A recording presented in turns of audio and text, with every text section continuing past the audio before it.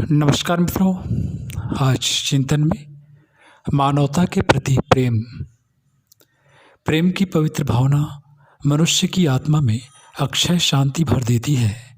जिस प्रकार निर्झर की धारा स्वयं भी शीतल रहती है और जो उसके पास आता है उससे संपर्क स्थापित करता है उसको भी शीतलता प्रदान करती है, उसी प्रकार प्रेमी हृदय व्यक्ति अपनी आत्मा में शीतलता का अनुभव तो करता है, साथ ही उसके संपर्क में जो भी आता है वह भी आनंदित हो उठता है।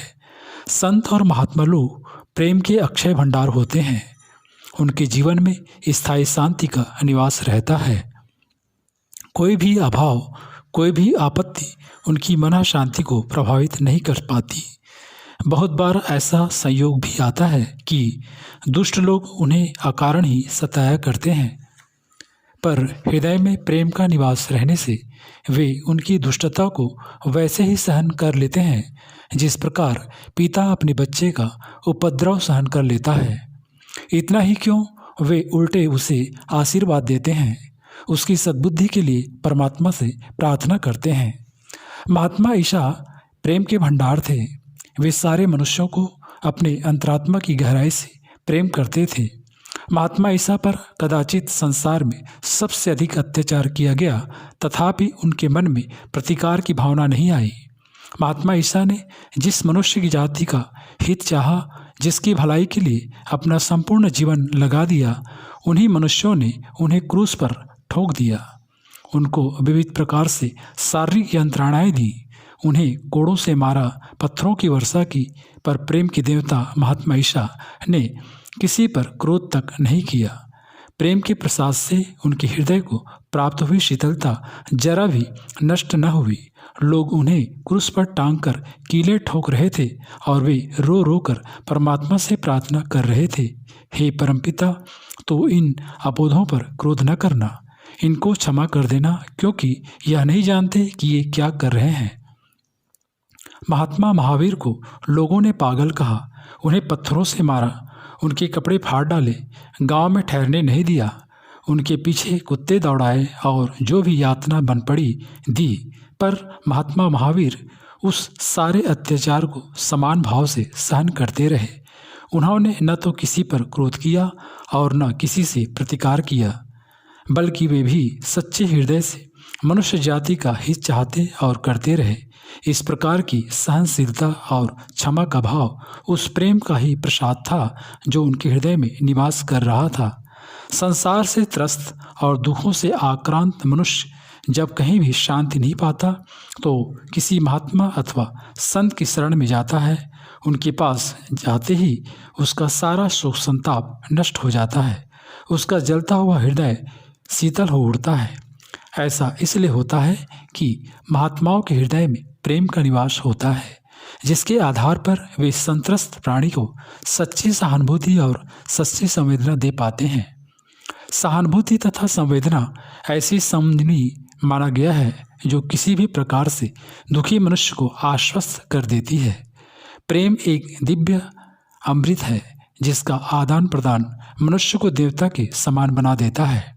प्रेम से शून्य मनुष्य नीरस मरुस्थल के सिवाय और कुछ नहीं होता। प्रेम विहीन व्यक्ति के पास जाकर एक साधारण मनुष्य भी अपनी स्वाभाविक प्रसन्नता खो देता है। तब किसी का दुख दूर हो सकना तो असंभव ही है। हरे पत्ते से भरे रहित वृक्ष के पास जाकर किसको छाया मिल सकती है और सूखा जलाशय किसकी प्यास बुझा सकता है। प्रेम के प्रसाद से मनुष्य अजात शत्रु की स्थिति में पहुंच जाता है। वह तो किसी से शत्रुता नहीं रखता, साथ ही दूसरे लोग भी उससे बैर नहीं मानते। माना कि प्रेमी हृदय संत लोग जब किसी के प्रति बैर भाव नहीं रखते तो दूसरा उनसे क्यों बैर मानेगा, क्योंकि यह प्रतिक्रिया हिंस्र जीवों में तो नहीं होती। वे तो नैसर्गिक रूप से जीवों के शत्रु होते हैं। कोई जीव उनसे बैर माने या ना माने, पर वे पाते ही उनको मार तक डालते हैं। ऐसे स्वाभाविक हिंस जंतु भी वनवासियों ऋषि मुनियों के समीप जाकर उनके सच्चे प्रेम से प्रभावित होकर हिरणों और गायों के साथ मित्र भाव से विहार करने लगते थे। प्रेम ऐसा चमत्कार है, ऐसा जादू है जो अपना प्रभाव छोड़े बिना नहीं रहता। चोर डाकू अपने से बैर न मानने वालों की भी संपत्ति हरण कर लिया करते हैं, किंतु उनकी भी दुष्ट वृत्ति प्रेम के अमृत से शीतल हृदय वाले महात्माओं के पास पहुंचकर बदल जाती है और वे उनके प्रभाव से सज्जन बन जाते हैं। महात्मा नारद के संपर्क में आकर डाकू रत्नाकर वाल्मीकि बन गए। महात्मा बुद्ध के संपर्क में आकर अंगुलीमान धर्म प्रचारक बन गया और तुलसीदास की कुटिया में चोरी करने वाले चोर लौटकर उनके पैरों गिरे और सदा के लिए अच्छे आदमी बन गए। प्रेम में मनुष्य की जीवन धारा बदल देने की शक्ति होती है। आम्रपाली एक प्रसिद्ध वेश्या थी। वह अपना शरीर बेचती थी, शान शौकत से रहती थी और दिन रात पाप की कमाया करती थी, किंतु जिस दिन वह भगवान तथागत के विश्व प्रेम से प्रभावित हुई, सारा वैभव और सारा भोग विलास छोड़कर महान भिक्षुणी बनकर कृतार्थ हो गई। सूर और तुलसी अपने जीवन में बड़े ही कामुक तथा स्त्री लंपट रहे, पर जो ही उन्हें भगवत प्रेम की अनुभूति हुई, वे परम वैष्णव भगवान श्री कृष्ण और राम के भक्त बन गए।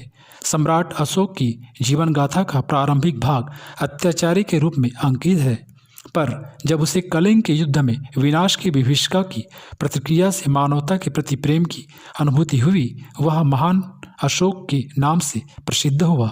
मित्रों, अपने अनंतर जीवन में उसने मनुष्य की भलाई के लिए बड़े बड़े काम किए, लोगों को सन्मार्ग पर चलने के लिए अजस्र प्रयत्न किया, धर्म प्रचार के लिए अपने पुत्र और पुत्री को भिक्षु तथा भिक्षुणी बनाकर देशांतर में भेज दिया।